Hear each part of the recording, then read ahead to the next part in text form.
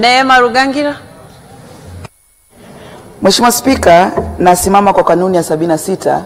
Mapema leo asubuhi wakati Mheshimiwa Naibu Waziri Patrobas Katambe akijibu swali namba 196 alieleza kwamba ile mikoa ambayo inapata watu wengi zaidi wanapata ajira za serikali ni kwa sababu mikoa ile ina mwamko mkubwa zaidi wa elimu.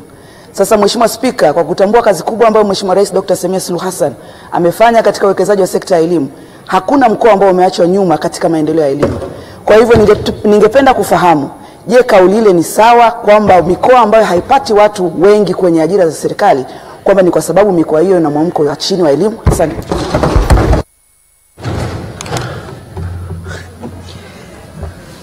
Simama Mheshimiwa Neema Rugangira akiomba mwongozo kwa mujibu wa kanuni yetu ya 76 akitaka kujua kama hilo jambo linaruhusiwa ama haliruhusiwi kwa mujibu wa kutokana na majibu ambayo alikuwa ameyatoa Mheshimiwa Naibu Waziri Ofisi ya Waziri Mkuu Mheshimiwa Patrobas Katambi kwa swali alilokuwa ameliuliza Mheshimiwa Dr.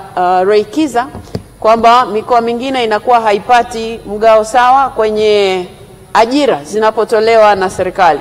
Sasa Mheshimiwa Neema anaona kwamba hapo kidogo kauli ile ya kusema mikoa mingine pengine mwamko uko chini wa elimu, haoni kama hilo jibu liko sawa sawa. Sasa kwa sababu sikumbuki vizuri namna alivyosema Mheshimiwa Naibu Waziri kuhusu jibu hili, inabidi nikapitie taarifa rasmi za Bunge kisha nitatoa mwongozo Mheshimiwa Neema Rugangira.